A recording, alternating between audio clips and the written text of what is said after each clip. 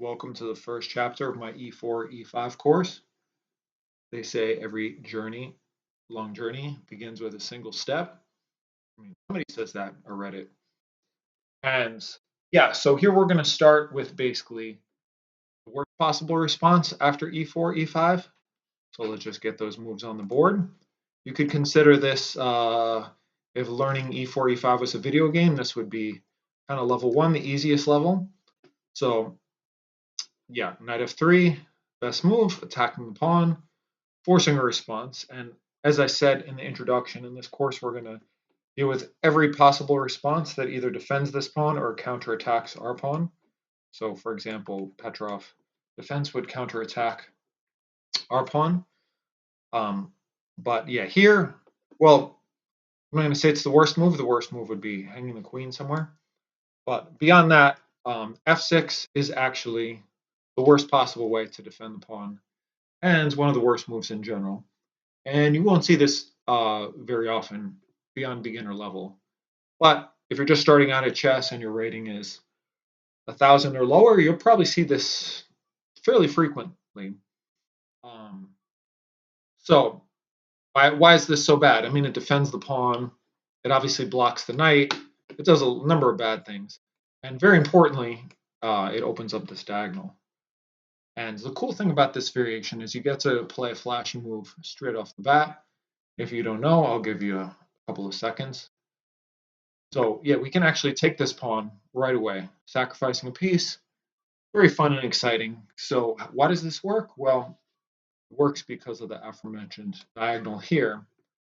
So we're not going to look at anything besides takes back. I mean, yeah, he can kick us back. And actually, in this case, we're going to play the same move as we're playing the other line here. But let's look at the main line, so to speak. I mean, this is not a variation you'll see very often. And so other good news is that this is not something you have to memorize. It's very intuitive once you see it once. And you should never really need to watch this chapter more than once. So the idea is to double attack the king and the pawn. So right now we're a piece down for only a pawn, but we're very quickly going to have 2 pawns for the piece and a raging attack. So there's only 2 moves, legal moves, and the main one is going to be g6. And we're going to take, and all of a sudden we're just winning the rook. And it really is that simple. I'll go over a few more moves. So if black wants to at least try to get counterplay, he'll interpose the queen. Obviously, we don't want to trade queens because we're piece down, so we'll take the rook. He'll take our pawn. And here,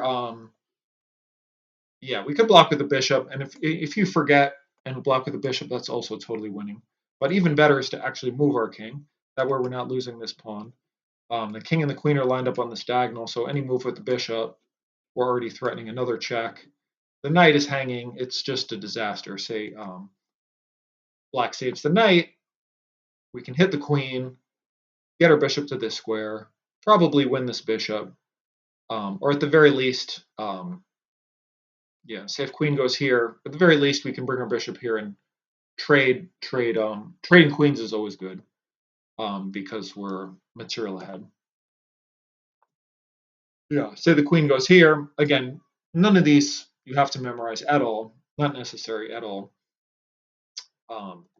But yeah, we can kick the queen away. Say he checks us, no big deal. We'll kick the queen away again. And yeah, the position is just completely and utterly lost for black. Yeah, if the queen moves from the H file, it's probably many good moves, but I mean, this is just clearly winning. And there's no way to stop us from taking this bishop. And we're going to be in exchange and a pawn up. So yeah, this is totally winning. So we'll go back to, instead of g6, black can also put his king here. But again, this is not something you need to memorize particularly, but you can just see this whole construction is just awful. So we'll take the pawn. We're not winning the rook. But on the other hand, I mean, yeah, the king here, it's just an awful position. Yeah. Again, you don't really need to memorize. You could even play d4 here. But even better, why not get another piece into the attack right away? And yeah, black can get mated right away with this sort of business. Yeah, again, you don't need to memorize these moves at all, um, but they just kind of flow naturally. We're getting another piece involved with check. He blocks. We're playing h4. We're about to take this, open the rook. Um, yeah, black is just not going to survive this. You could even play this against Stockfish at the highest level, and you still should be able to win pretty easily. Um, yeah, so black will probably play d5, but again, we can just take, and now we have 3 pawns for the piece. So even if for somehow, some way we don't manage to checkmate black, um, yeah, with the king in the middle, this is just totally losing. Yeah, and I'll repeat for the maybe fourth time already. There's no need to memorize these moves. You don't have to play h4, um, but it makes sense, right? We're getting another piece of the attack. We're ready to bring the pawn up. We may even bring the rook up. Not now because the bishop could take, but um, yeah, it's just going to be bad news.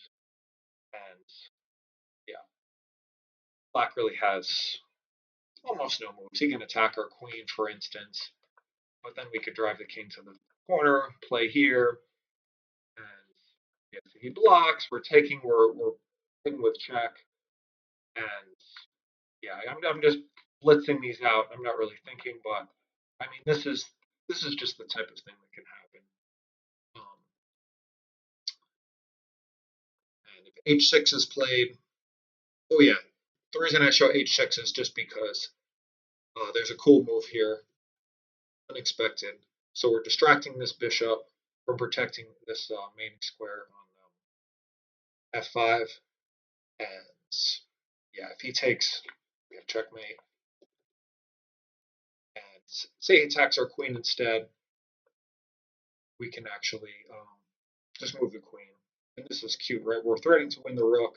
We still can't take the bishop. And yeah, this is just game over. But again, this opening probably won't happen. And yeah, surprisingly, after h6's position has been reached um, over 8,000 times. If you include lower rated games, I'm sure it's been reached. I'm just changing the settings. Oh yeah, so this has been reached 15,000 times, believe it or not. And yeah, bishop b7 has been found 2,000 times. I like including the stats in these positions. So yeah, usually I will keep the stats above 1,800, but in this particular opening, it's going to be played more at the lower levels. So, anyways, this is really all you need to know, and you do not absolutely not need to know this move at all. You could play d4 again. Your 3 pawns up. King is really bad. This is just a cute tactic, and I always like to um, show moves like this because it just yeah, it's just fun. I mean, if you're a chess player, I don't need to explain why flashy moves are fun, but this opening does not require any flashy moves. The main thing you need to remember is just if they defend the pawn with f6, you can just take, and yeah, black's not long for this world.